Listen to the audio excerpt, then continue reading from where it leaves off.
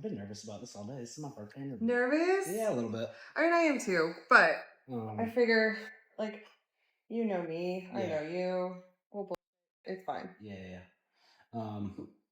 You've already heard most of the juicy details at this point. Yeah. Oh, I know that you said that when we originally talked, there was stuff that you wanted to. We talked about resources, and there was some other stuff that you. I have those on a laptop that I conveniently left at home. That's fine. But I will share those. You can share those with me, and I can put them in the description. Absolutely, yeah. Okay, cool. If you know any off the top of your head. Cobb Legal Resource or Cobb Legal Aid was great. Okay. Specifically in Cobb County, you can file a report or like fill out a report and not file it for 30 days. And that was a huge help for me because that allowed me time to like get my ducks in a row. And then by the time it got processed and he got served, I already had my stuff together. Now, do you know if every county has something like that? No. I know Cherokee County doesn't. Okay. Well, anybody who's watching this probably already knows who I am. If not, I'm Nathan. We've met probably, 3 months ago?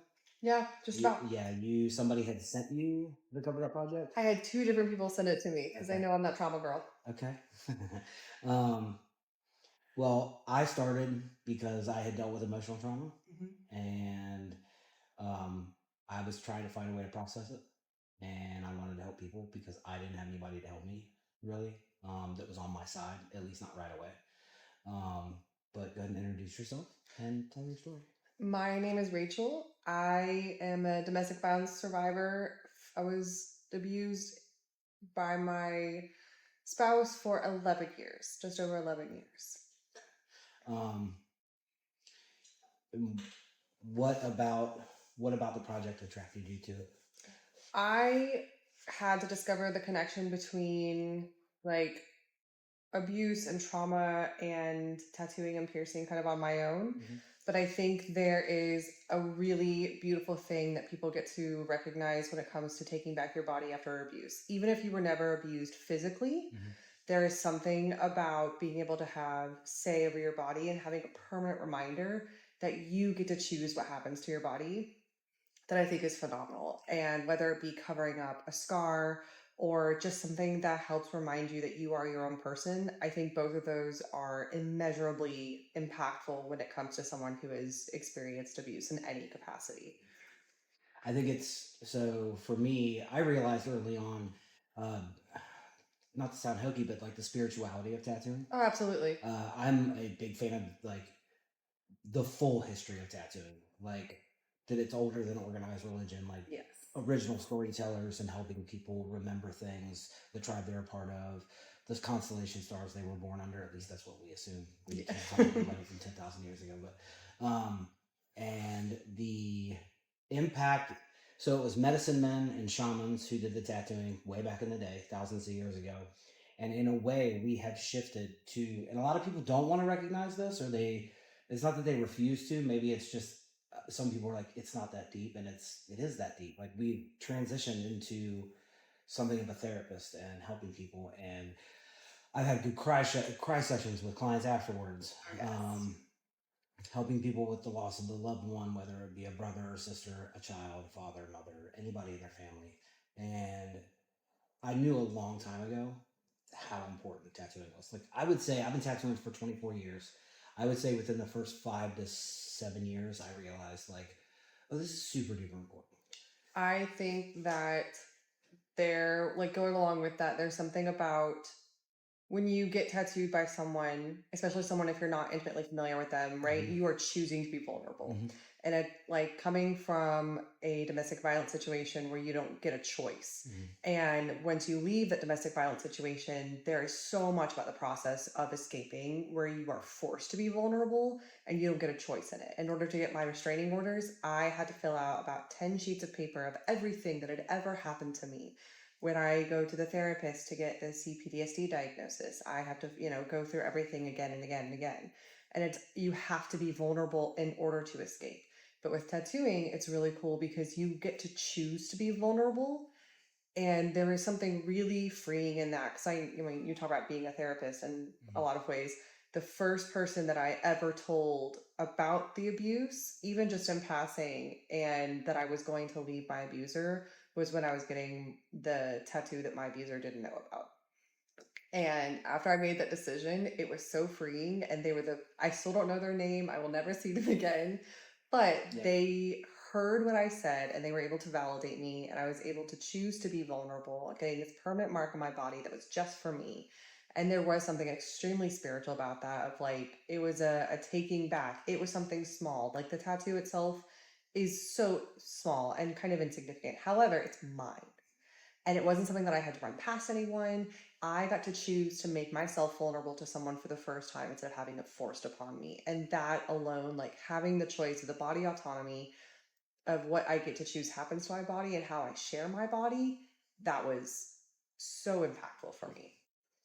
I think it takes, well, one, it takes a lot of courage to even bring up the fact that you're going through some sort of trauma to a stranger.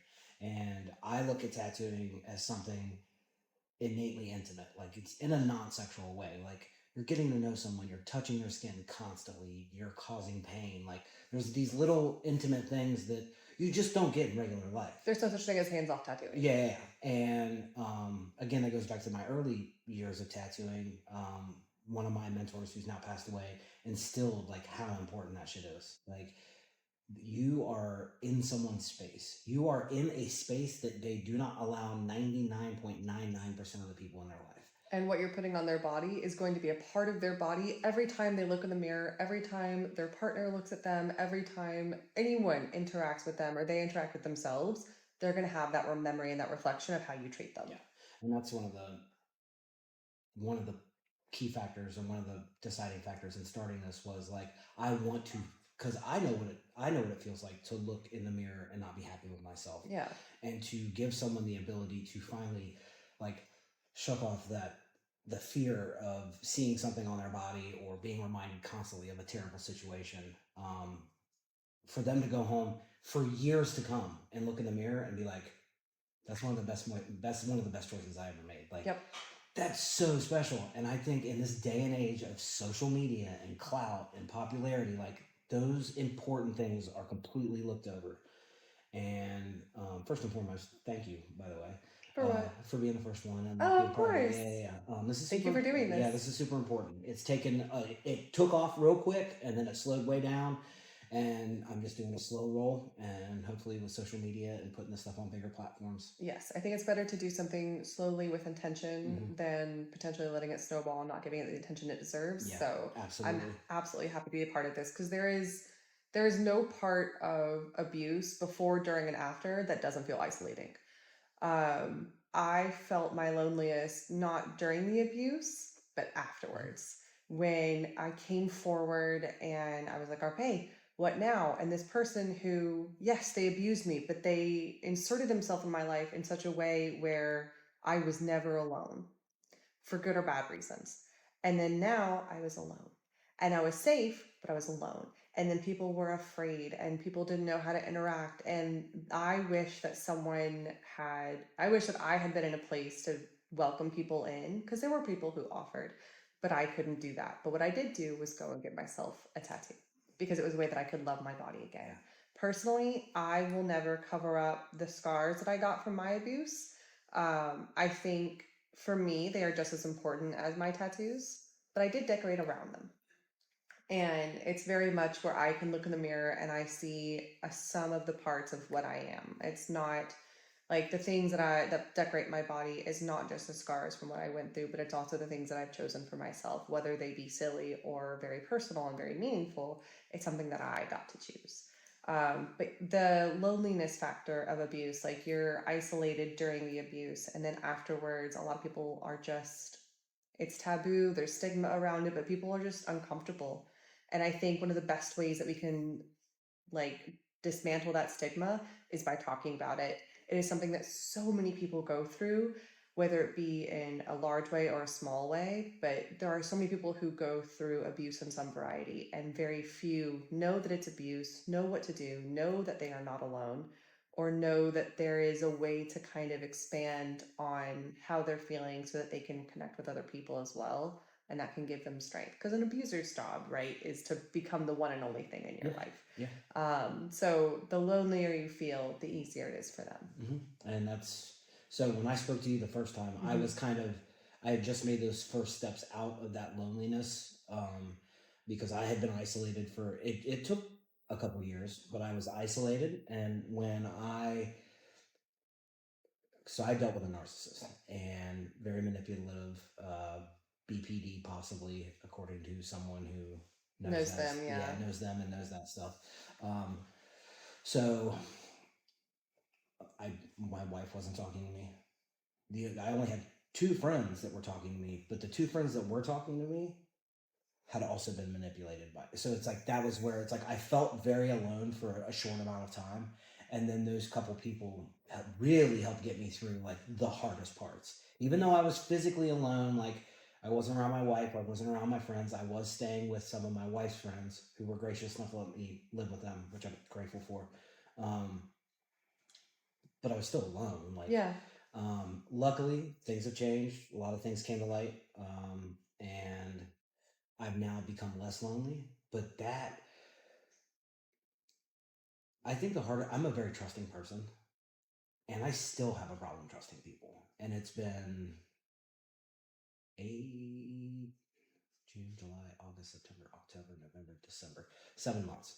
And I still have a hard time trusting. Like, average everyday mofos out here, I don't trust them. No. I have a pretty general trust of everyone in the studio. I trust my wife, and that's about it. Like, and it's hard to go through life with that kind of lack of trust. I know like exactly what you mean, because it's like it's not even that you assume the worst in everyone. It's just that you can't assume the best. Because this person that you did trust, like, I like to think of myself as an intelligent individual, and it is hard. I've struggled with holding myself with that descriptor of being intelligent, but also I was completely blindsided by this, where like on paper, looking back, I was like, wow, you fell for that. And it makes me think, okay, well, this person obviously knew exactly what to say. And I can't I don't trust myself to be around these other people, because if I didn't see these big red flags then I can't trust myself around other people. So there are things that like aren't even red flags, are barely even yellow flags. But to me, my trauma brain immediately goes, whoa, that's a little weird. And it's like, no, they said hi and went to shake your hand with the wrong hand. So it was awkward. It wasn't they were trying to make you look silly. So it's all these things that were weaponized or used against you in the past. Like, I typically am very hesitant to talk about my own feelings. I'll talk about my experiences, but I'm hesitant to talk about my feelings because they were weaponized against me. So yeah, it's hard to build back trust in something when you have to first learn how to trust yourself, because you are the biggest victim in your own story in this regard. And so you have to realize that you need to be able to trust what you say, experience, do, interact before you can go to trust other people. And that's the hardest thing. It's a lot easier for me to trust other people now. I still second guess myself with just about every decision. Well, the whole process of like wanting to do interviews and talk to people, someone very important in my life who I trust incredibly so, like I take what they say very seriously. I'm worried about people accusing me of trauma farming, like, and it's like, but this is important though. So it's like, I didn't know how to approach. That's fair though. Yeah. No, that's totally fair. Especially in the age of social media. It is so easy to farm for likes and comments and reposts, and I'm a class A rage baiter when it comes to TikTok. When it comes to tattooing, I could rage bait with the best of them, but like, and unfortunately, because that's on my one page, that's the attitude that I have this fear that people aren't going to take this seriously. That's fair. And but you know what? I gotta trust my gut. Like you said, you gotta trust yourself. If I can't trust myself, I have to put it out there and see how people respond.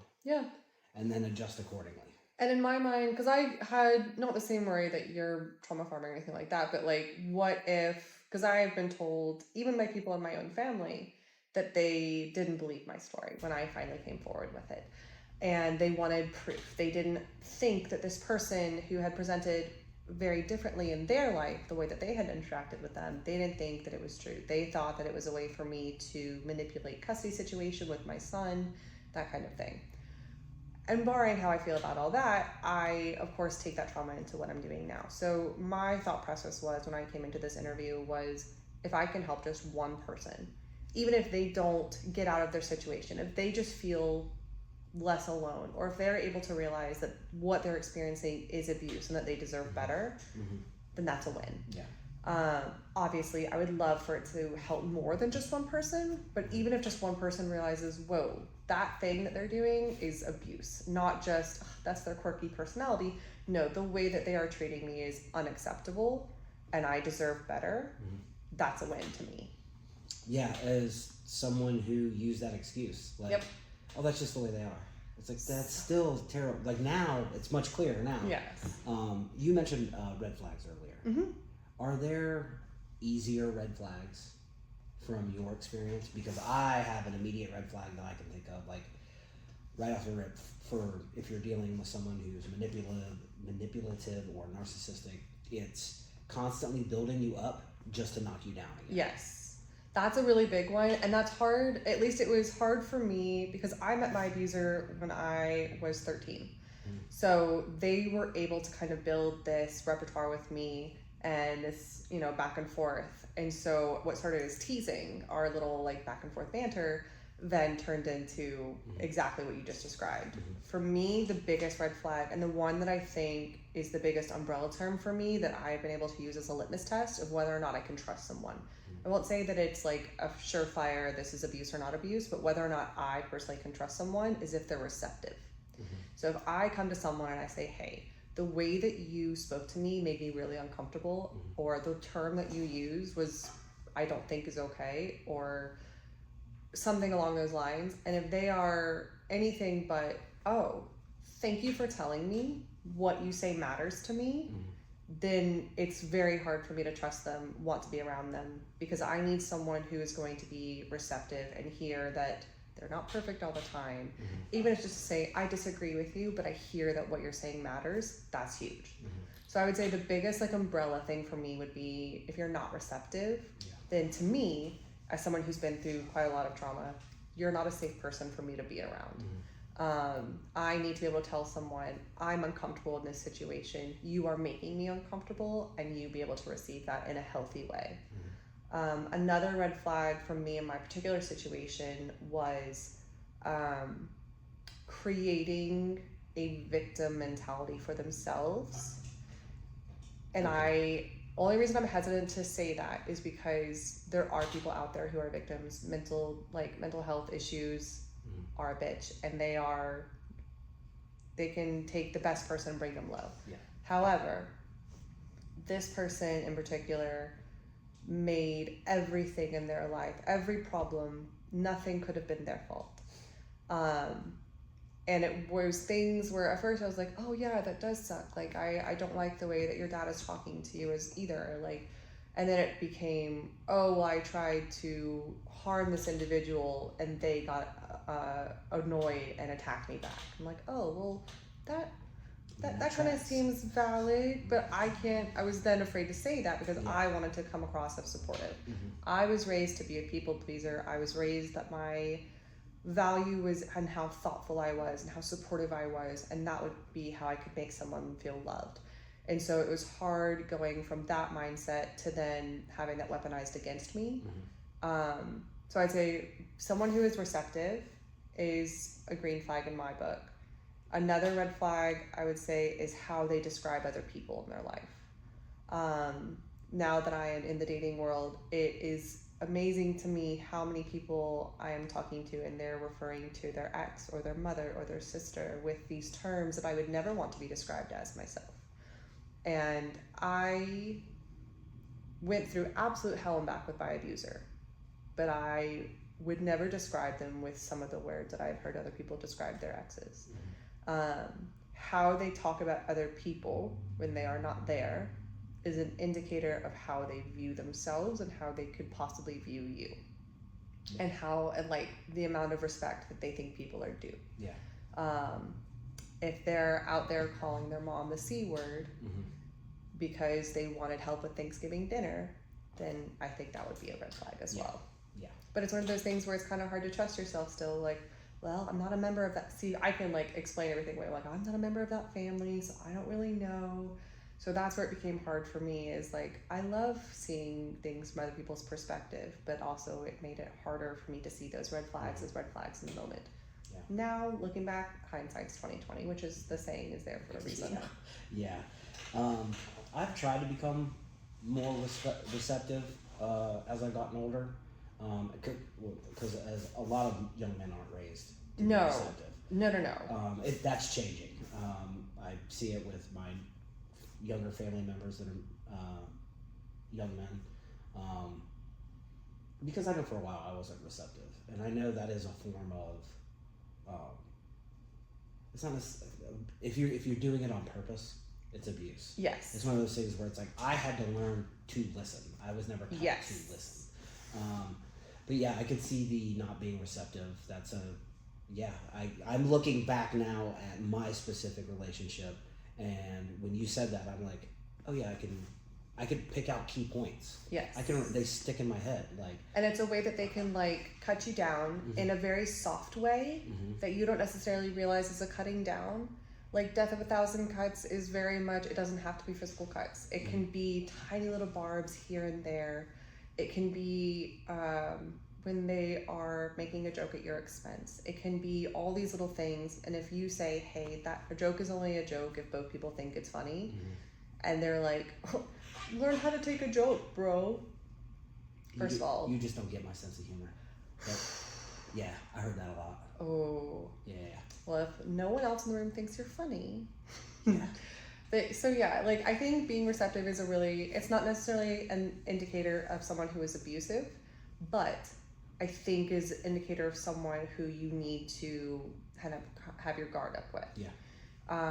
And that's the hard part about all the red flags with abuse, is there's so many ways that abusers can get creative with it. And they get better. Oh yes.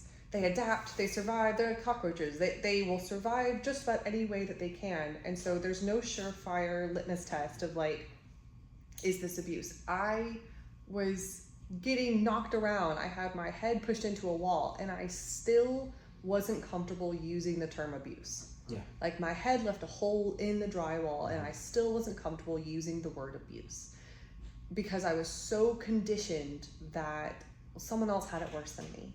Or no, I did something. I had a role in this as well. It takes two people to tango. And it was really hard to just point a finger and be like, you were in the wrong. Yeah. It doesn't matter. Like, there is no reason. There is nothing that I could have said or done that would have like quantified that kind of reaction.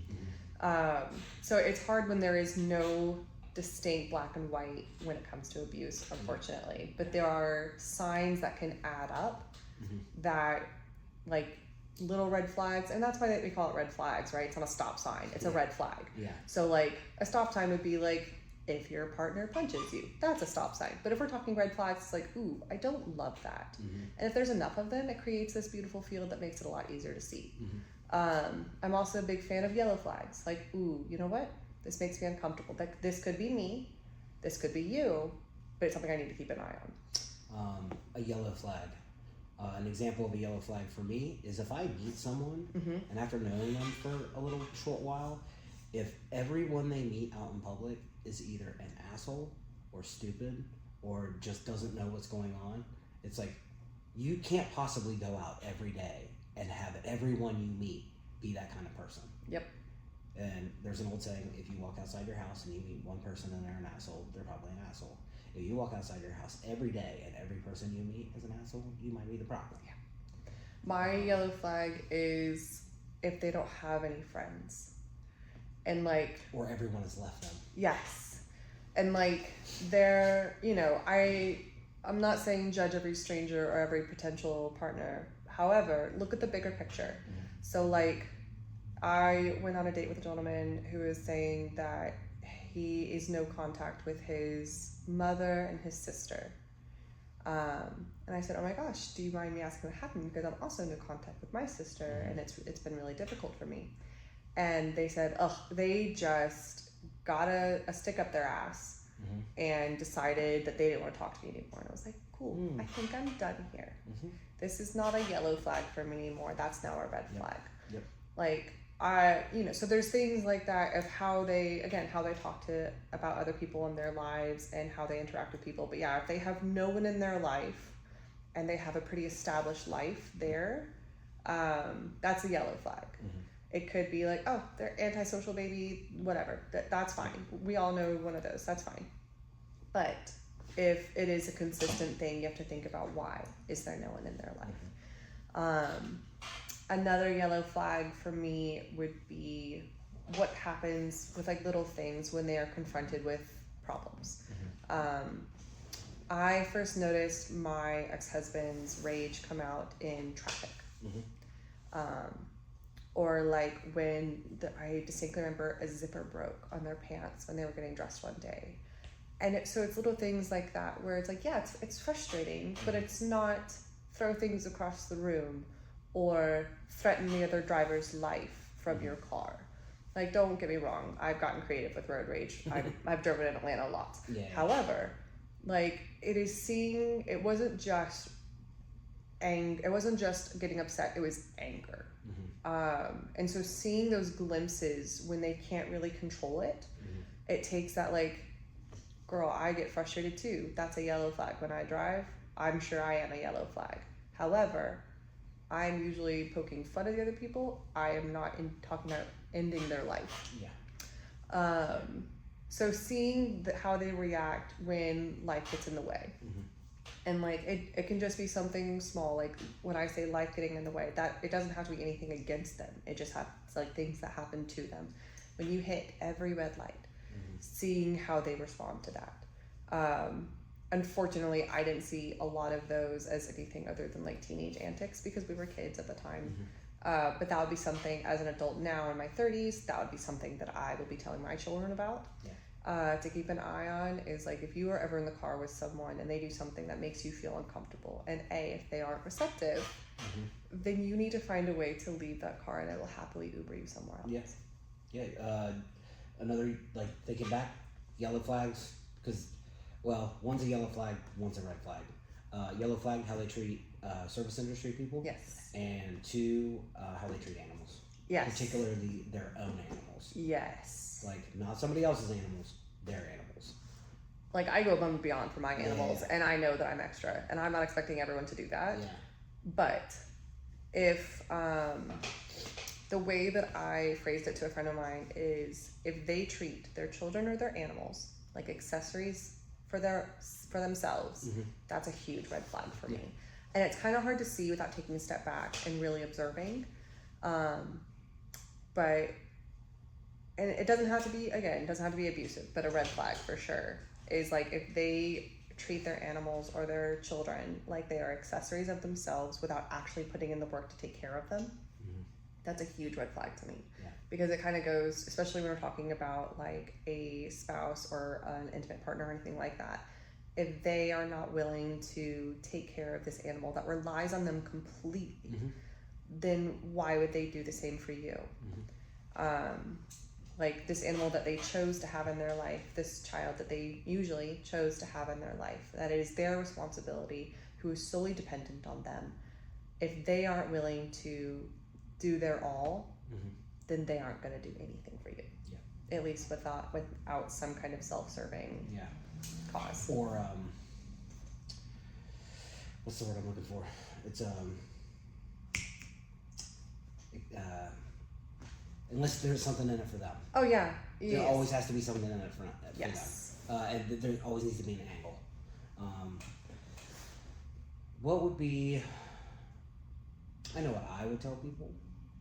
Obviously, me being a straight white man, it's a lot different coming from me. What would be some advice that you would give?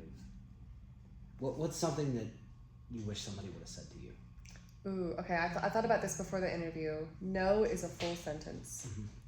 I wish that I had been given more permission not to be a people pleaser, and that it does not make you a bad person to hurt someone's feelings.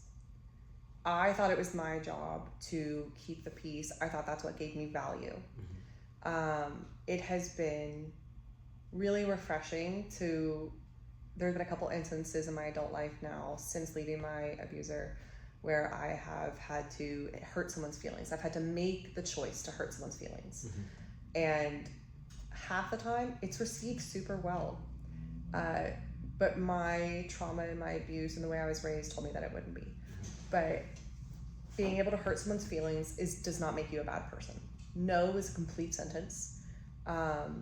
If they cannot handle your energy and your effort, and they cannot match your energy and your effort, there is a reason. Especially if it's not that they are not able to, but that they are not willing to. So like in my case, I saw my abuser put in energy to sports, to video games, to their friends, to work. They made a whole spreadsheet of how they could be more productive at work and to help their teammates out more. They created an entire fantasy football league while I had to make a chore chart because I was asking them to do more and I was told that I was being too much. While that in and of itself is not abusive, it is the same going back to that's not receptive. And it was not matching that energy. I would also say that if the abuse was already started, it's not going to get better. In all of the people that I've talked to, because I've done a lot of quiet work behind the scenes with people who have been abused, trying to get them out or trying to get them resources at the very least.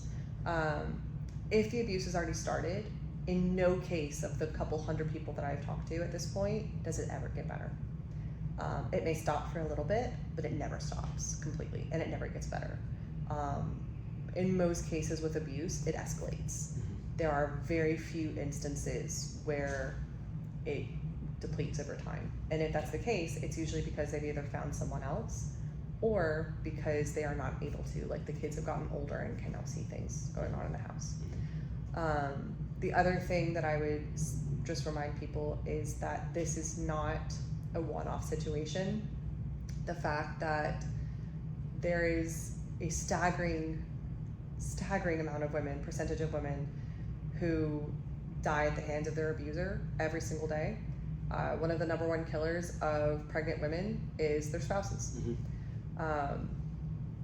which is terrifying. As someone who has had 2 children and being postpartum, being pregnant, you're extremely vulnerable. And to think that an abuser would use that time to still attack and prey upon the child who's growing there and the mother who's growing that child, insane to me. And I say that as someone who was attacked when I was pregnant.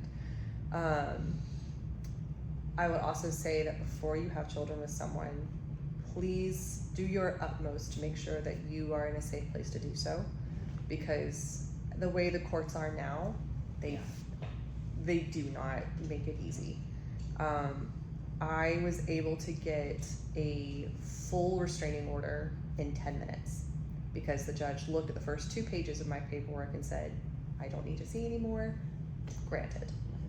That same judge had to technically give my spouse 50-50 custody because of the laws of Georgia.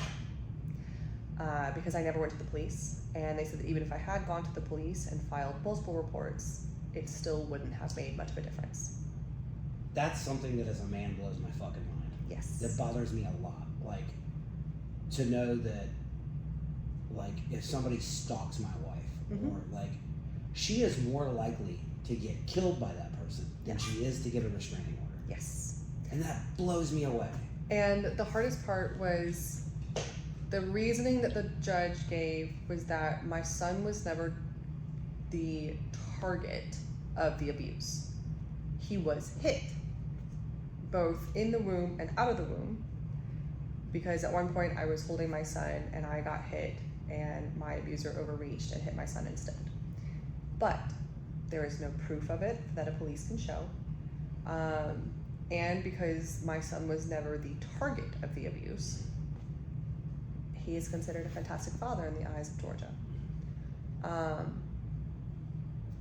I'm very lucky in that our co-parenting relationship has been uneventful.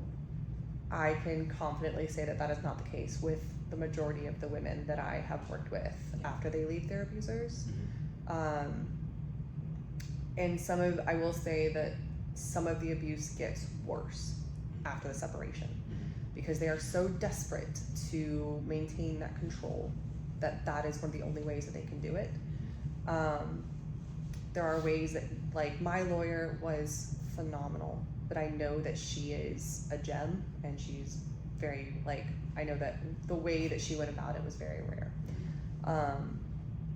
But it is still difficult because that also means I have to see my abuser and allow my child to go with my abuser every 2 weeks.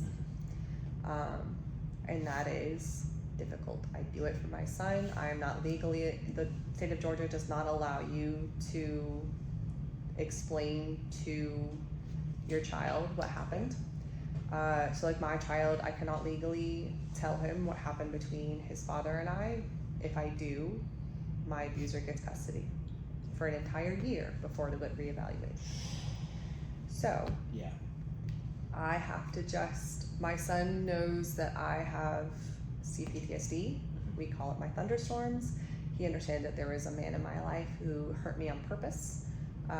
We have talked about what it means to how you know you can trust someone, how we can listen to our body, and they know that they love their dad. And I love that they have that experience, but it is extremely hard, and it is something that I love my son, and I would not take him away for the world, but it is something that I wish I had had more eyes open going into the situation. Yeah. Okay. So have you done any, like, education, like, as far, I'm sure you have. In what context? So, like, after my situation, I went out and bought every book. Yeah. Like, #1 bestseller, every book, to learn about it, heal from it, how to process it, like, yes. And my abuser was narcissistic, manipulative, borderline personality. That's confirmed. That's not confirmed. Yeah. I should be very careful here. And I can't really talk about it. Hopefully one day I'll be able to, for reasons. But I went out and educated myself because and I think that's what helped me get through, like, the trust issues. Yes. It's like, what is it? The Body Remembers. Yeah. The Scar. The Body Keeps Score is phenomenal. Yeah, got that one. Stop Walking on Eggshells. Oh, I haven't read that one yet. And then I read a couple other books. Leaders Eat Last, which is just to help me build myself back up from being in a losing position, to help myself feel better about being able to get out of that. Did those books help you, or did it? So when I read those books, or those similar kinds of books, it also made things a little bit worse for me mentally, because it was one of those things like, wow, this is so obvious looking back. Like, it made me feel like an idiot in a lot of ways. It made me feel fucking stupid. Yes. It made me feel stupid. Like, I read The Body Keeps Score, and then I read, there's another book, I'll put it in the description of all the books that I've read. I can probably go through my history and give you some more as well. And it was just eye-opening. It's one of those things. Like, hearing, it was the same experience of hearing you talk about your red flags and your yellow flags, and I'm immediately getting flashes in my head of all these instances. Yeah. For me, TikTok was also really helpful because there were so many instances of, this is what my abuser did, here is this exact situation. I was like, oh, well, mine's not exactly the same, but it's things where I didn't realize that A, B, and C were also abuse. I just thought that he was an asshole and that was part of who he was. Or I didn't realize that this, like, constitutes as financial abuse, or that this could constitute as emotional abuse. Yeah. And so it was things like that where it's like, oh, so not only have other people gone through this exact same thing, but it kind of added to, so it extended my mourning period a little bit because my separation timed out with TikTok rising in popularity. So it kind of extended my mourning period because it was like, I thought I was good. I read the books. I had the restraining order. I was good. And then all of a sudden it's like, oh, all these other things that I didn't realize I'm also a victim of. And like learning, it also kind of adds to the mourning period of hearing about the statistics of like how many people go through these kinds of abuse and how little justice there actually is, and how it affects them for so long. So I've read the books. It was hard for me to go on like the subreddits, because for anyone who's been to like NA or AA, it was kind of a similar experience there, where like there were people there with much worse stories than me, and those are the ones who kind of, you know, they get upvoted to the top. And so it kind of made me feel like it wasn't a space that I belonged in. It was easier for me to start with some of the smaller ones, so go to like emotional abuse, that specific one, and kind of work your way up. But TikTok was really informative. You obviously have to make sure you take everything with a grain of salt. But it was very, even just knowing like this happened to me, or being able to put in the comments, this happened to me as well. It makes it so that other people can see it, other people can interact, and it makes me feel like I'm helping my community. But it also adds that there is an entire community that you haven't interacted with yet, that is there when you want, which was another good aspect of things. I haven't finished Body Keep Score because it was hard for me. I have dog-eared some of the areas that I've gone back to multiple times, but it's one of the things because I feel so fucking stupid. I'm like, how could I, like some of the things that I think about with my ex-husband, and I'm like, I'm a dumbass. I fell for the stupidest line in the book, and I fell for it multiple times. I allowed myself to get completely played, and it's hard not to kind of turn that on yourself when, especially I had over a decade, right, of being told that I was stupid, that I was useless, that I, you know, had nothing to offer the world. And so it's very easy to kind of get in that loop of thinking those things about yourself when you've been told by someone that you initially trusted and that you have in your life for a long time. It's hard not to circle back to that. Even now, I'm now 5 years separated from my abuser, and even now, like at the grocery store, or at the aquarium, I took my son to the aquarium, had a panic attack, and I could hear my ex's voice in my head about how I was useless. I can't even go to the fucking aquarium. It's fish. Like, fish aren't gonna scare me. And I could hear it. And it's so hard not to have those stops in place, because there's nothing to stop in your head. Like, I know that like a lot of women that I've talked to have said that they have done like smaller versions of self-harm after they separate, whether it be anxiety induced or a way to cope or something like that. Even something as small as like I tore my fingernails to shreds. There are different kinds of abuse for different kinds of, or like self-harm. So you can put stops to that, right? But you can't put a stop to what's been told in your head. And so for me, reading the books was phenomenal, but I had to make sure that I was in a headspace to be receptive to them.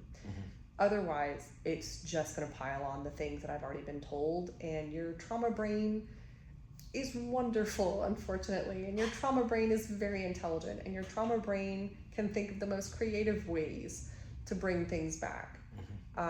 So when it comes to things like the books and TikTok and audiobooks, there was a really great TED Talk as well about realizing that you're in an abusive situation and how it changes how you view yourself.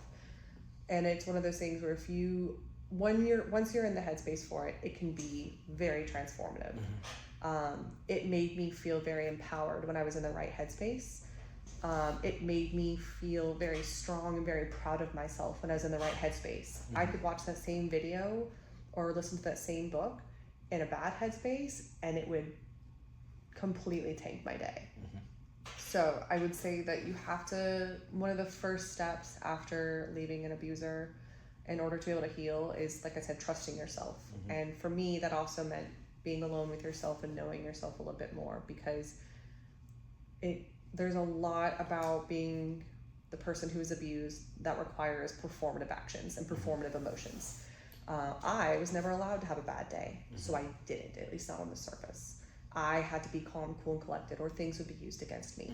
And so after the separation, all of my emotions were at a 10.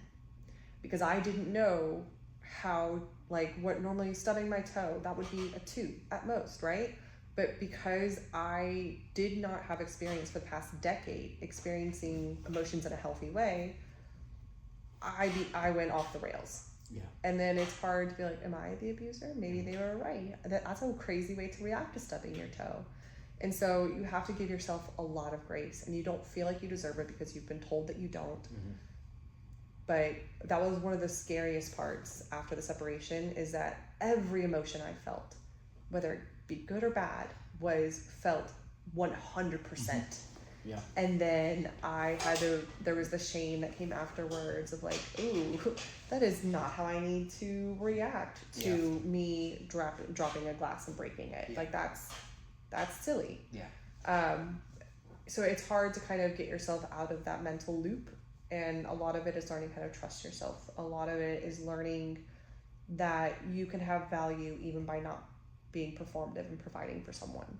You can have value even when you have a bad day. And the right person in your life, it doesn't have to be an intimate person. It doesn't have to be a spouse or a significant other. My neighbor was phenomenal. My neighbor heard me go outside and scream because I was so overwhelmed and I didn't want to wake my son up. And it was in a townhouse, so obviously she heard. And she came out, she was like, why? I think English was like her third language. And so she was like, why? And I was like, I just kind of word vomited, and I could tell that she didn't understand me. The majority of what I was saying, because I was speaking so fast. I was sobbing, and I was speaking in her non-native tongue. And she was like, okay, hold on. And she came out, she just brought me food. And after that, she just left a note or food, or one time it was a teddy bear for my son. And even just having that, where like she saw me at what I was considering my worst. I think the majority of people in my life hadn't seen me cry for over a decade. And so the fact that this random person saw me cry and was okay with it and accepted it and saw it not as a failure of mine, but just as an expression of emotion, allowed me to kind of build that trust back up again, which was huge. There's a girlfriend of mine who, she was asking me something and she was teasing me about something, and we were going back and forth, and she interrupted me, which unfortunately is a big trigger of mine. And we're both ADHD, so we interrupt each other a lot. And I just started sobbing. And she was in my wedding. She saw my son be born. We know each other back and forth. And she was like, whoa, hey, I've never seen you cry before. Are you okay? I was like, yeah, I do this a lot now. And I think it scared her, but it was a really good realization for both of us, because I realized that my people had never seen me express any emotion other than being okay and being a caretaker. And that they all thought that I was calm, cool, collected. They had no idea how bad it had gotten. I didn't share news about my abuse with anyone in my life. And the one person that I think I shared it with was a family member of his in an attempt to get help, and they didn't do anything except shut things down and try and see things from both sides. So it was very, it kind of negated both feelings. So having someone in my life that I could cry to, that I could look a fool to, and then I explained, I was like, yeah, I'm just feeling all the emotions now, and I'm feeling them at 100%. She was like, okay, I don't know what to do. And it was so freeing to have someone be like, I don't know what to do around you, because I got to be like, me either. And I think she was really nervous about interacting with me post-abuse, because she didn't know what was safe and what wasn't. And so it created this really good narrative that I realized was a safe space of like, I get to tell you what is good. I get to tell you what is safe for me. And she became a safe person for me to kind of figure things out with. And she was also a safe person when I would call her upset. She's like, hey girl, you are upset right now. Just so you know, most people would feel this at like a 30%. It's like, oh, okay. That's good to know. I'm not there yet. She's like, yeah, that's fine. But like, just so you know, where you're at is probably more than what most people are at. And so I was able to kind of build trust that way, and that built trust in myself and with someone else. But again, I couldn't do that until I got to a point where I was receptive, because if I had been a place of high emotions or really sensitive, I would have been defensive and I would have just kind of closed things off. Because I think with a lot of abuse victims, it's easier to build a wall than to allow yourself to be vulnerable again anyway. So I think finding safe people, and there were a couple times where I went to that friend and I was like, hey girl, I'm gonna cry at you just for a second. I just need another adult to hear me be upset and to not be mad at me about it. And she was like, okay, sure. And it felt so silly. I felt so infantile going to her and be like, I need to cry in front of you so I can get used to it. But it was exactly what I needed to move on, and I'm very grateful. I had a trauma-informed therapist. I had 2 different therapists, one for PTSD and one that was just a standard therapist that was trauma-informed, and they were very supportive as well. But having the support system, I know that not everyone has that, and so resources like TikToks and books and like people in my community and Reddit and even Facebook groups have been phenomenally helpful and so impactful, because the way that an abuser has control, whether they're still in your life or not, is isolation. And so the moment that you no longer feel isolated, the moment that you have other people in your corner, is the moment where you can take back some of that power from your abuser, even if it's years and years and years later. Yeah, I tried to take some power back when it first happened, and a lot of people saw me talking about it on TikTok. Unfortunately, so did my abuser, and it escalated. He couldn't physically reach out and touch me or manipulate me through verbal. They're so creative, though. He's a creative motherfucker. So I kept quiet for about the last, I would say, month and a half, 2 months. Somebody's gonna send him this. Probably. It is what it is. We just have to keep our side of the street clean. Whenever I talk about my abuse, I try and do it in a way that is talking about my experience, my feelings, and then the facts. If I'm going to include him in anything, I talk about the facts, because, I mean, like I mentioned, I had a family member reach out to me and say that they didn't think what I was describing was real. They thought that I was making all of this up to get custody of our kid, which I hate that they see that I could be capable of that. But I shouldn't have to prove it. I did, and I did it in a not so kind way because I was full of emotion at the time, but I happily sent her all of the pictures that I had. And she didn't talk to me again because it wasn't done out of concern. It was done out of being nosy. And it was done out of, I'm not going to say malice, but it wasn't done with good intent. Yeah. And so they're like, I think that's the other aspect of things when I've talked to other people, is like, I don't want to lose the family and the friends. Like, what about what the family and friends are going to respond? Unfortunately, that's out of our control. I have lost friends over this. I've lost family over this.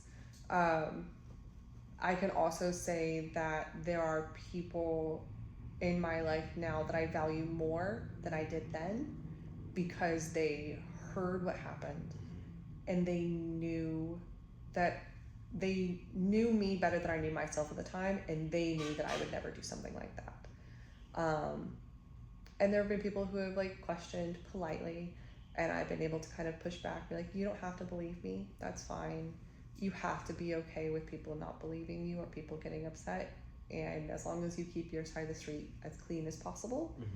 I mean, abuse is messy, divorce is messy, separation is messy, breakups are messy, businesses are messy, but as long as you keep your side of the street clean as possible, that's the other advice I would.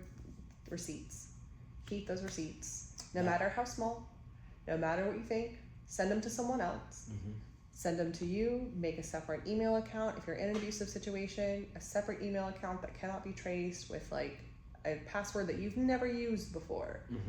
Highly, highly recommend. I was able to send everything to a Google Drive over the course of, I think, 4 years. He found the first one, deleted everything. So I got smarter the second time. And I made an email account with, it was like NatalieSmith@gmail. Not my name at all. Sent everything there. And then I was able to turn that around to my caseworker for the restraining order and to my lawyer. And it made everything so much easier because I didn't have to go through that again. It was just every time I thought about something, took a screenshot, sent it. Every time there was a recording, sent it. Every time I got physically injured, documented it, sent it. And then I could delete it from my phone, move on. I think receipts is huge. No matter how small it is. I've got not only myself, but one other person that went through this whole situation. Both of us, just receipts. And had I not done that, I wouldn't have what some might consider an advantage in the situation. And unfortunately, it doesn't give everyone an advantage. You are. The other aspect of keeping receipts is just for your own sanity, because they can rewrite history like a son of a bitch. They are not McGraw nor McHill. However, what they can do is rewrite the way that you view things. That's not how it happened. Yet you think of it this way. Okay, well, I have the screenshot where you called me this. I have this recording where you said this. Yeah. And so at the very least, it may not be half the stuff that I brought to the judge and the lawyer they couldn't use, or they said it wasn't impactful enough, but it is still stuff that I can go back and look at and say, this is an example of me not being treated the way that I deserved. Yeah. So like when I'm having a hard time, when I am second guessing whether or not I should have, removed my son from his father's life, that kind of stuff, I have to go back and think about, nope, this is how I was treated. This would have continued. This would have escalated. This is how he was willing to do this. He was willing to do more. So even if the receipts aren't used in a legal capacity, which they can be, but even if they aren't, it is good just to have as a reminder, because I was also like, when I finally did the separation, I was able to go in and I had, I think, 600 screenshots. We're like, okay, that's 4 years, 600 screenshots worth of things where I, even in my abuse state, said, that was too much. This is not what I deserve. This is not what my son deserves. This is not the future that I want for myself. So that was 600 times that I chose myself. 600 times that I knew in the moment that is not what I deserved. And 600 times over 4 years is not insignificant. So it's one of those things where even if the receipts are only viewed by you, it's still so gratifying and validating to go back and be like, okay, it wasn't just me. I wasn't the problem here. There is a history of this. There is a pattern of this getting worse. There is this, the way that he has spoken to me has not gotten any better. And so even if it's not used for legal reasons, I still think that receipts are huge. Okay. It's never going to work to use against them, unfortunately. I of course, have tried that, where it's like, no, here, look at this screenshot of a message you sent to me. They're not going to care. Yeah. If they were okay saying it the first time, they're not going to care the second time, and they're going to find some way to justify it, because that's what they need in their brain. It is arguing with a brick wall. It doesn't matter at this point. Yeah. And sometimes it can be dangerous to do so. There have been a couple times in my story where I brought up an instance of him abusing me, and it led to an abusive episode. Because he felt attacked and he felt the need to get defensive, and his version of defensive was to shut down and exert power and control. Because I was showing with that screenshot that I had proof of something that he had no power and control over.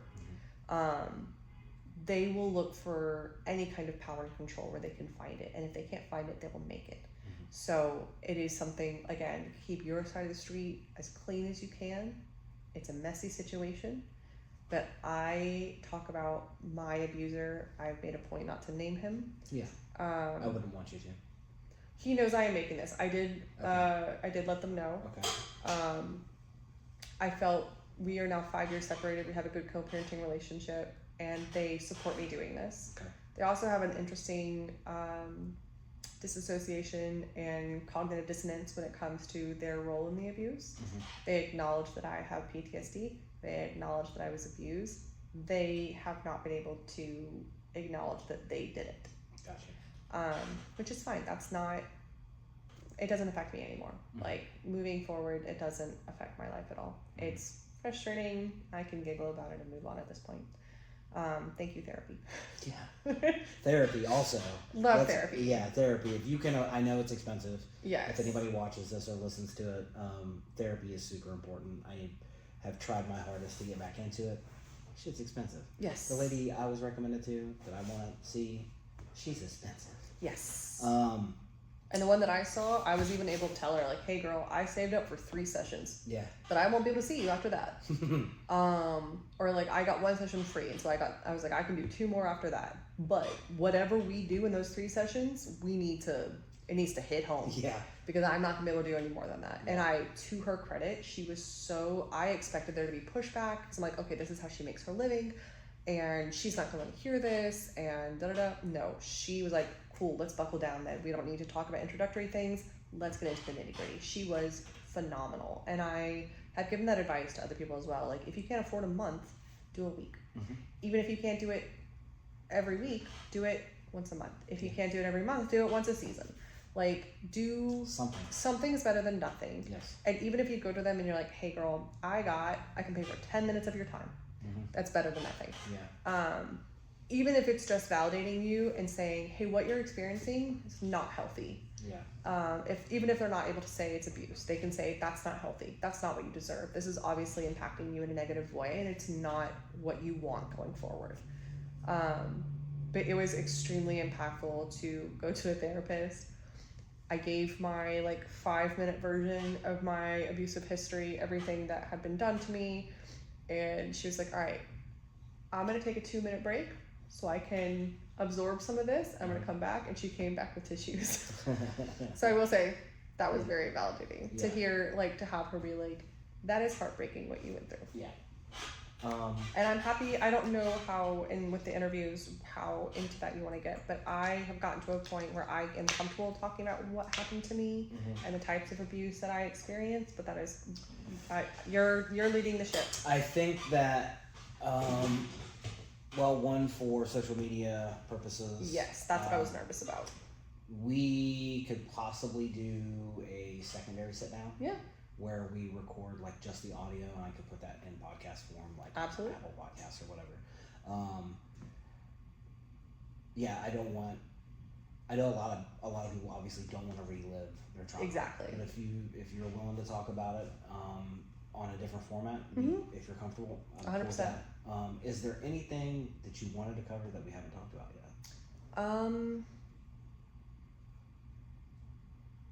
For those that have PTSD or CPTSD, it is it's something that I'm still struggling with, and it's very hard to go through these things in life that are really difficult and have to relive the experiences.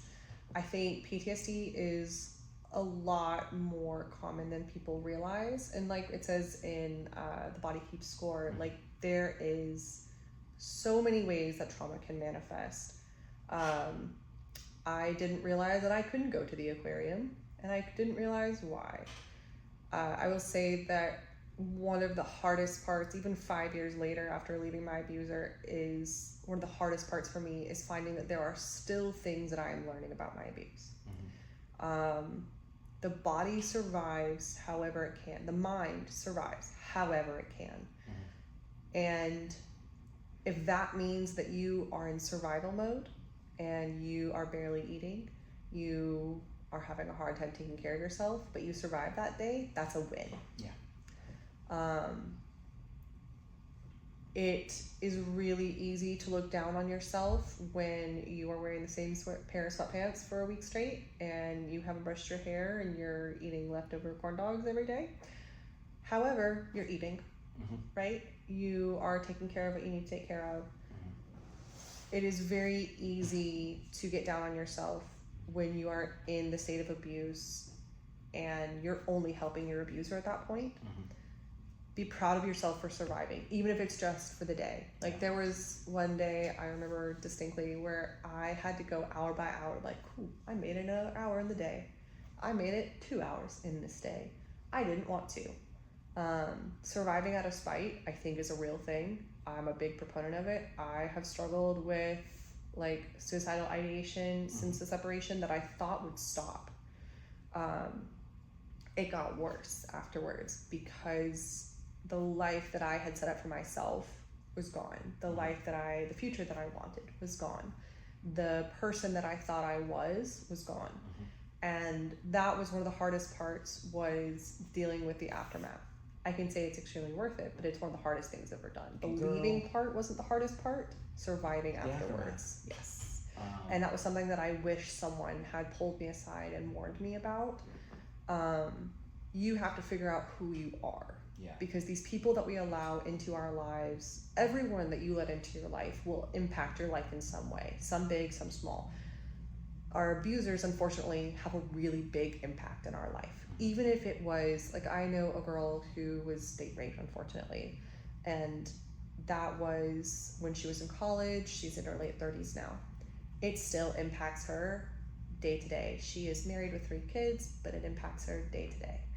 And I think it's really hard for her. She was like, it was one night. It was one night of my life. How can this still be impacting me? So I think that is something that I wish someone had pulled me aside and told me that while leaving is extremely hard, it is not the hardest part. And having to rebuild yourself afterwards, and to know that this part of you is going to be forever changed, and you can do a lot of good with it, and it's going to suck. It's not going to be fun all the time, but you get to recreate yourself entirely. I was crying happy tears. I ran into someone that I hadn't seen since before the separation. They're like, you look totally different. Like, I didn't recognize you at first. And I look the same as I did in high school in a lot of ways, but it made me, they're like, you just carry yourself different. I'm like, you have no idea how much I needed to hear, like, cloud 9, because I am so glad that I am not the same person that I was then. And it's taken a lot of work on my part to get to this point where I can talk about my abuse, where I can talk about my feelings. I cried in public the other day, and I wrote it down for my therapist. I was like, my win for the day, I cried in public. And it was not a happy cry either, but I did it in public. It's just something that, 8 years ago, I would have been mortified. And now you have to count the wins where you have them. So that is something that I definitely wish that someone had given me a heads up about, was that the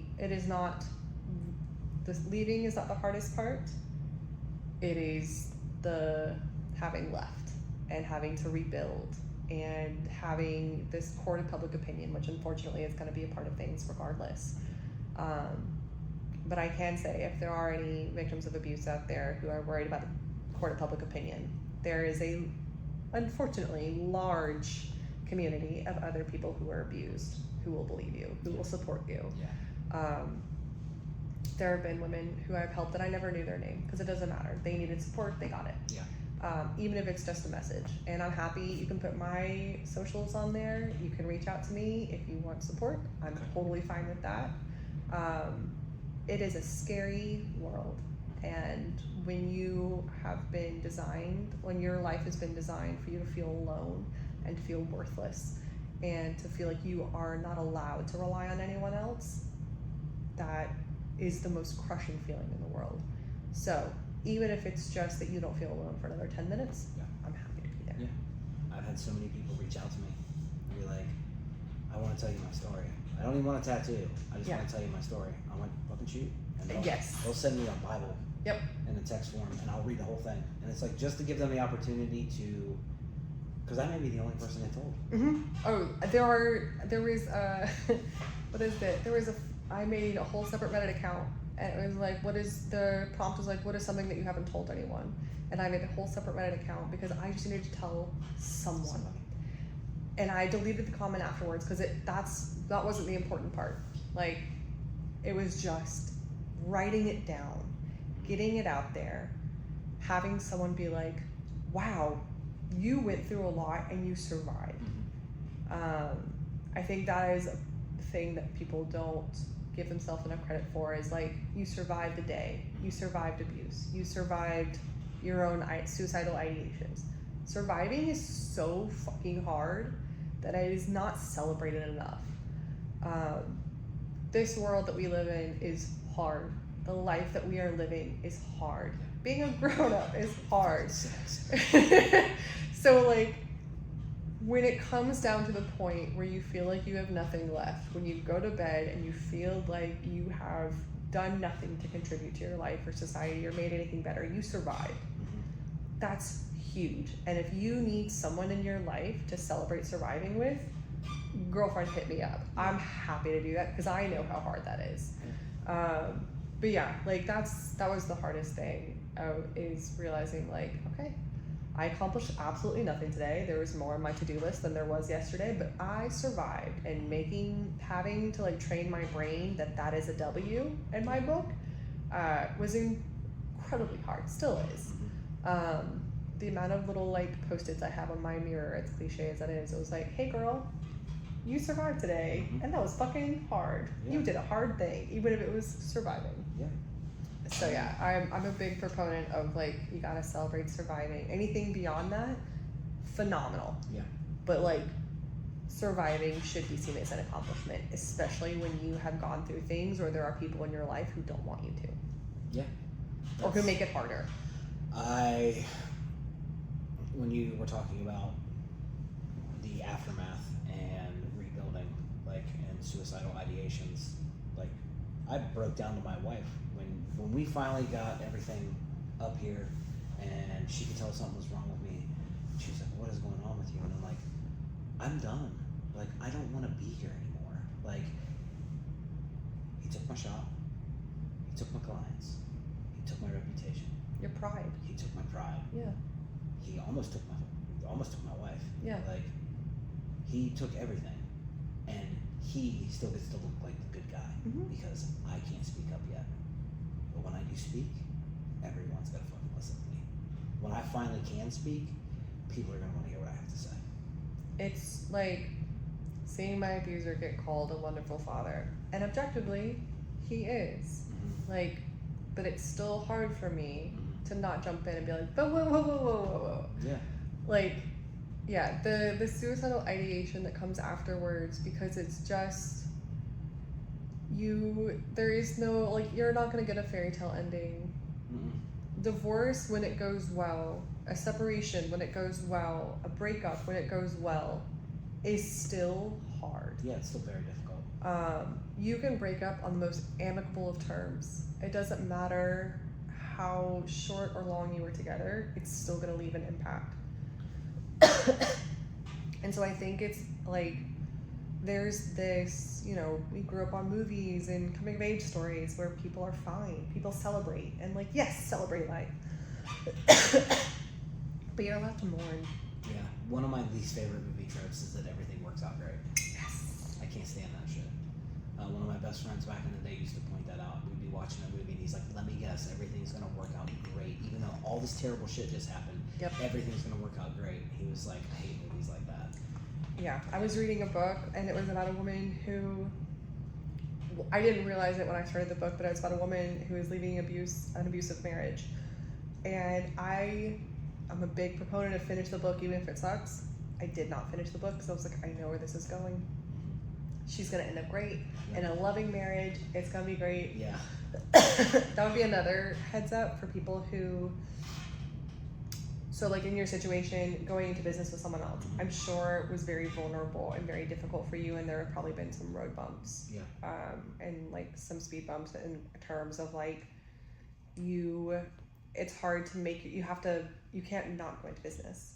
You can't, if you choose to go back to the dating world, in my situation, you have to make yourself vulnerable, and it's hard. So like, I am lucky enough that I have a fantastic co-parent now that I'm with. Things are hard. Like, the abuse still comes up. This person is having to deal with the aftermath of abuse that they never did. I'm sure that in some respect you're experiencing something similar where like, I need extra reassurance, or hey, I know this is weird, but I need you to tell me that you didn't cut the brakes. Like, I know that that's so weird, but I need you to tell me that, like, you didn't brake check me on purpose.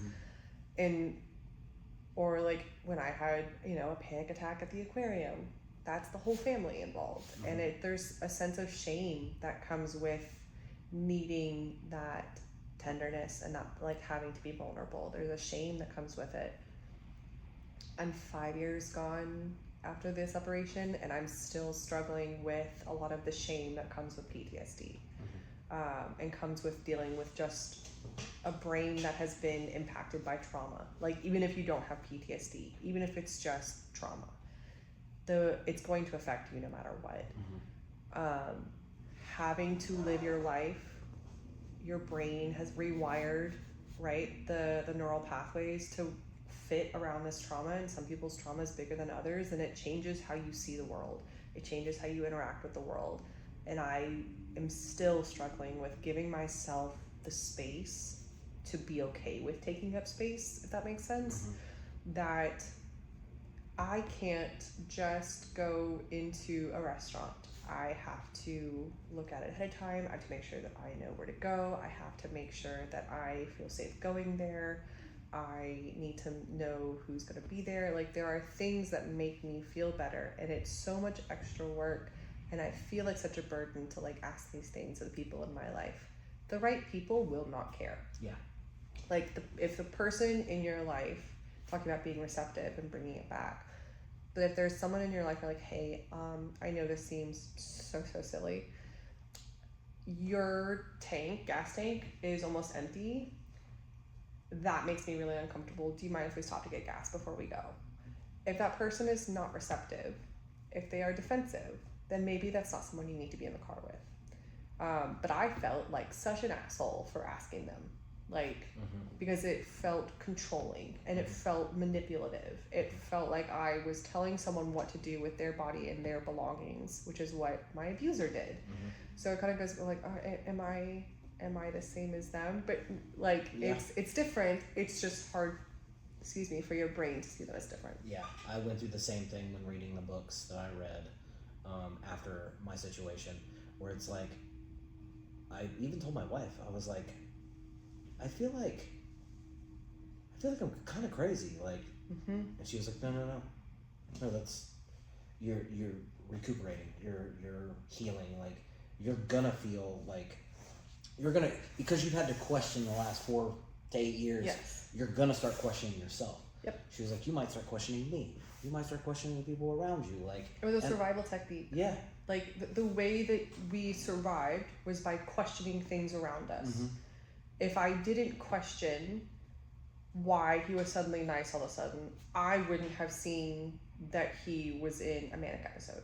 Like, so it is a survival technique to be hyper, like, that is a sign of trauma, is being hyper aware.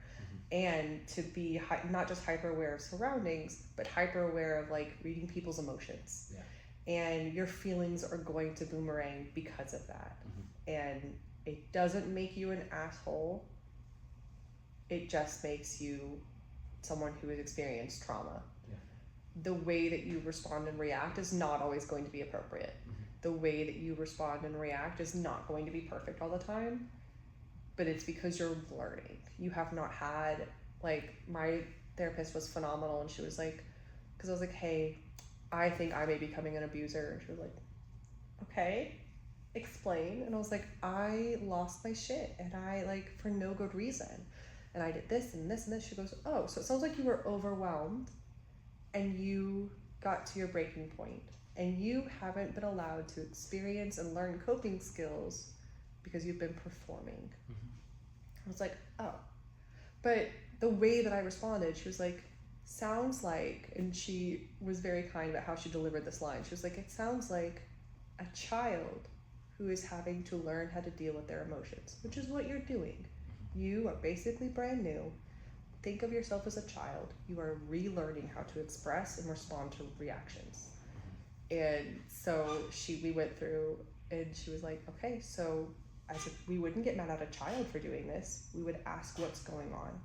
We wouldn't get mad at a child for this because they're still learning. You are learning. We are having to wipe the slate clean. So thankfully I had, like, my partner is phenomenal, and they were able to come to a therapy session with me, and the therapist was like, she is a tiny baby bird. This is what needs to happen. And I just kind of sat there like, I feel so infantilized, but it's also exactly what I needed to be able to give myself grace. Like, while my body may be in my 30s, my emotional regulation was 5 years old because I had to start over. And so my emotional regulation, going through preteen mode, whatever, I need to grow. And so as I was able to give myself a little bit of grace. It still feels weird as a 33-year-old woman to be like, okay, I just responded like a teenager and there's no reason for that. But there is a good reason. I just need to give myself grace. But it is hard when you're like, I'm an adult, I pay taxes, and I'm having to relearn what it means to be sad and how to express that I am sad and upset. It's part of that rebuilding, and it's very easy to slide back into that I'm fucking useless, I don't deserve to be here, no one wants to be around me. It's very easy to slide back into that narrative that we've been taught, because if we're not performing the way that we did for our abuser, then we're wrong. That's what we were taught. That's how we were taught, through actions and words. And so having to relearn some of those emotions, it's very easy to slide back into those feelings of, I do not belong to be around people. So that kind of goes with like having to rebuild yourself, and your trust with yourself is just, think of yourself as a tiny baby bird. Your emotional regulation is only 5 years old. You're having to rebuild it. It's okay to make mistakes. We wouldn't get mad at an 8-year-old for getting upset. We would respond with curiosity. So when you're doing your self-reflection, give yourself a little bit of grace and respond with curiosity first. I do admonish myself sometimes, like, girlfriend, that was a weird reaction, but that's because I'm now 5 years into therapy. But yeah, at first it was very much like, okay, that was a big feeling.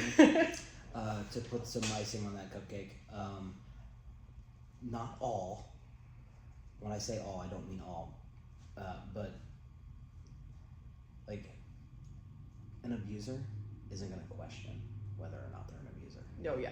That's the one thing that I learned when I did therapy a couple years ago. Because I was like, am I?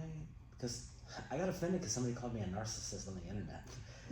And I was like, am I? And my therapist was like, I've talked to you for a year. Like, most narcissists don't question if they're a narcissist. Like, that's just who they are. And I was like, okay, cool. Having all you need is one person that you trust in your life to be, like, the way that my therapist called it is a mirror. Be like, hey girl, you know me. I had this wild thought the other day that I'm manipulating everyone around me to pity me. Is that real? And be like, no girl.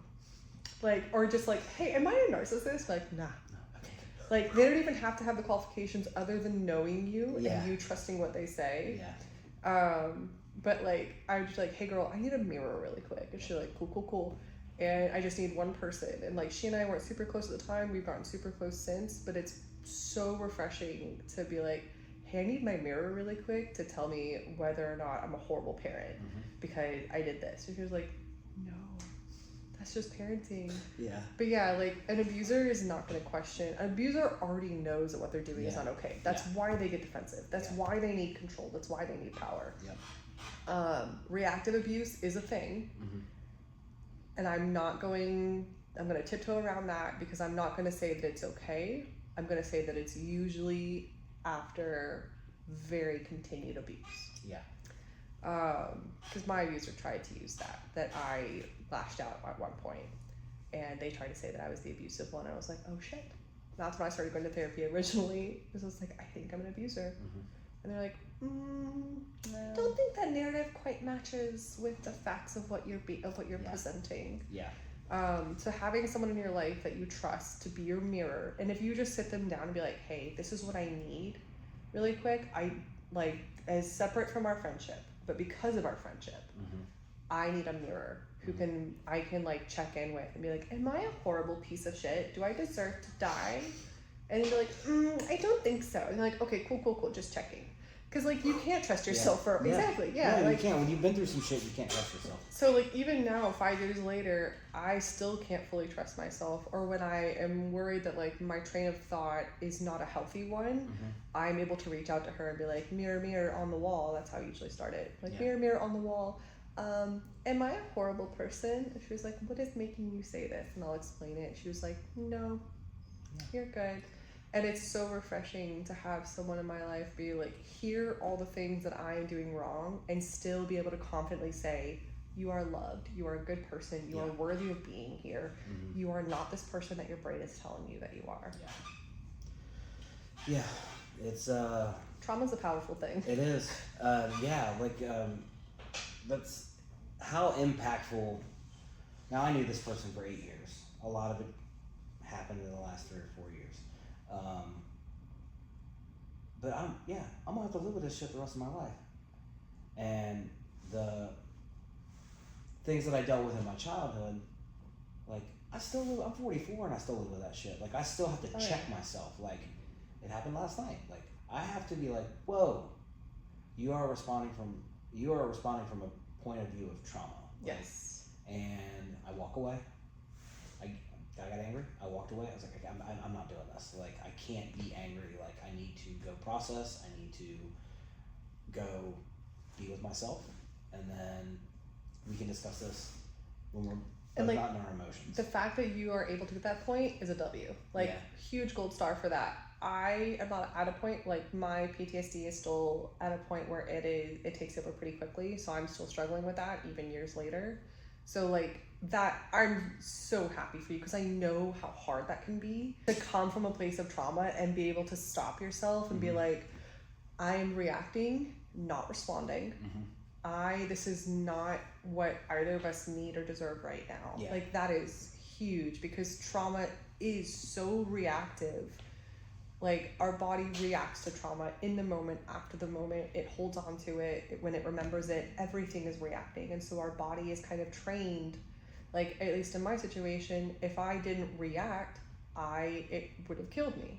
So reacting quickly was a survival technique. And so now I'm having to unlearn that when my body is in this like fight or flight mode that I don't have to react. In fact, it's bad to react. I need to process and I need to respond. But my trauma still isn't there yet. And unfortunately, it's one of those things where, at least in my situation, I need opportunities to practice those skills. And that only happens when things go wrong. So for me, it's like I didn't know that going to the aquarium would be so triggering for me. And the only way that I can get better in that scenario is putting myself in those scenarios again. I can do it with more skills this time, with more knowledge, with more coping skills, what have you. But I have to do it again, which is me forcing myself to be vulnerable again. So the fact that you were able to pull back and realize that you were reacting instead of responding, that's a huge W. Yeah. Like talk about, we're going to celebrate surviving. We're going to celebrate responding. Yep. That's huge. And it's something so small because you're like, it was still an argument. I still lost my cool. I still went there in my head, and it's so hard. Like it's easy to get down on yourself, but you won against your trauma in that moment. And it's hard to kind of like, I don't know about you, but it's easy for me to be like, man, that was another freaking argument where I lost my shit. And it was like, but I didn't do what I wanted to do, or I pulled back. So finding the wins when it comes to trauma is really hard because our trauma tells us that it's not a win still. Even if it goes completely tits up, it can still be a win. It can still be a win. I think that's a good note too. It can still be a win. Yes. And so can surviving. And you and I can sit down for a secondary if you want. Absolutely. And if you want to send me any books or links or anything, absolutely, I will put it in the description on YouTube. Let me double check and see if my lawyer would be comfortable with that, because I know that she ran a group at one point, and if she is, I'll include her as well. Yeah, I'll wait a couple days to post it. I'll post little clips and give people time to get some build up on social media, and then I'll post it on YouTube. Sounds good, and I'll send you all the resources I have. But yeah, I'm definitely down to do it again. Awesome. Fuck yeah. Yay. Thank you so much. Thanks, trauma buddies. Yeah, trauma buddies. If you need anything, hit me up. If you have any questions or anything. Okay. And if you want, I will even send you the full video before I post it. I will probably pick it apart if I do. Okay. But I follow your accounts.